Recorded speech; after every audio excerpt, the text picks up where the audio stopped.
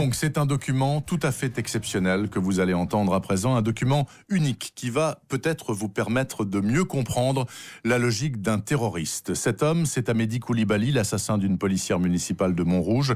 C'était jeudi matin, assassin encore hier de 4 innocents qui avaient le seul tort à ses yeux d'être juifs. Il les a tués dans un supermarché cachère de la Porte de Vincennes à Paris. En apprenant la prise d'otage, la rédaction de RTL a appelé ce supermarché. Quelqu'un a répondu, on ne sait pas qui.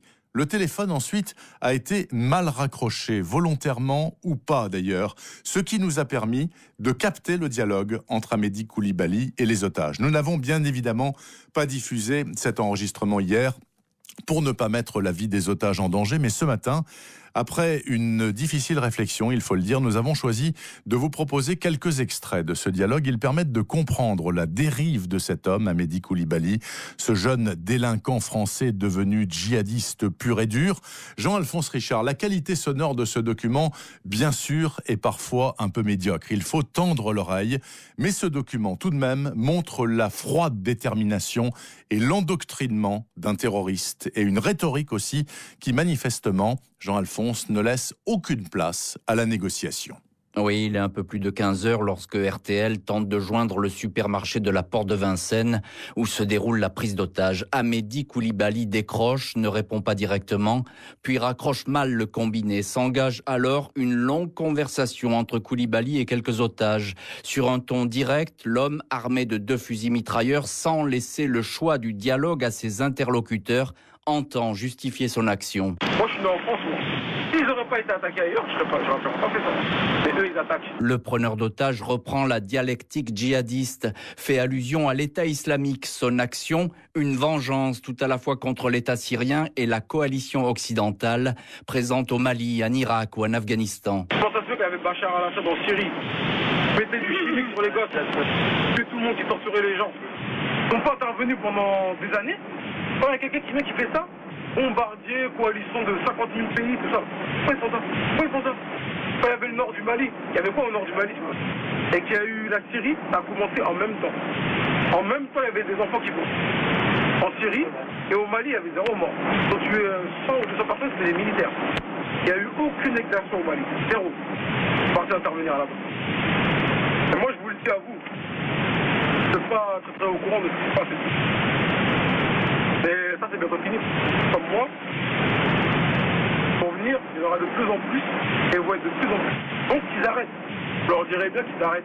Ils arrêtent d'attaquer l'État islamique, ils arrêtent de dévoiler nos femmes, ils arrêtent de mettre nos frères en prison pour rien du tout. Les explications de Koulibaly sont sans surprise. Arme à la main, l'homme avance des arguments plus ou moins brouillons. C'est vous qui avez élu vos gouvernements.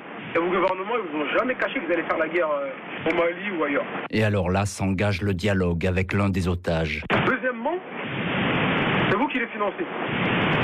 Que vous payez les taxes, des trucs, vous êtes d'accord avec eux. Hein? Vous êtes obligé, mais je paye pas mes impôts, moi. Ah oui, tu peux te désavouer, pas payer tes impôts.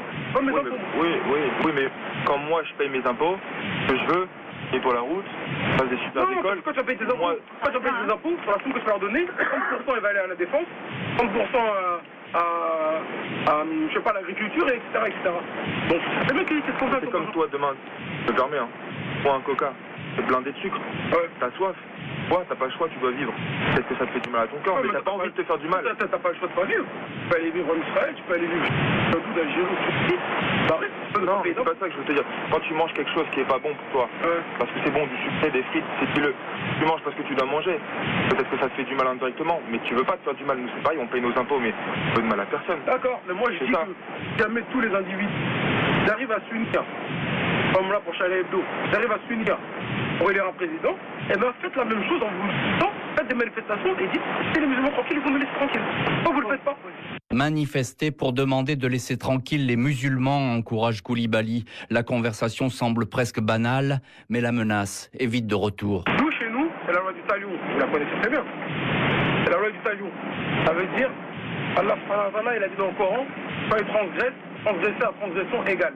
C'est-à-dire que nous, à la base, si on touche aux enfants, si on touche aux femmes, si on touche aux non-combattants, si on touche aux vieillards, on s'attaque aux hommes qui combattent. Attends, aux hommes qui nous combattent. Maintenant, moi maintenant je vous le dis à vous, vous savez pas ce qui se passe dans les pays musulmans, vous savez pas votre armée là, s'ils veulent pas mettre les pieds là-bas, Ils n'arrivent pas à combattre. Ils n'arrivent pas. Bon, c'est pas ça parce que je suis un musulman.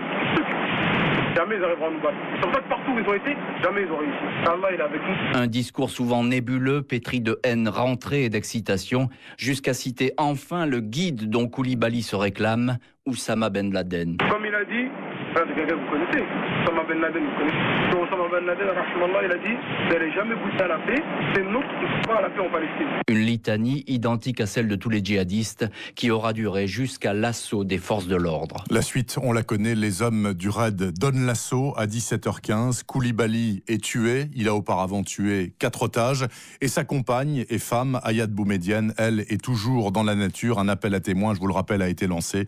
Si vous avez des informations, le 0805 02 17 17, 0805 02 17 17.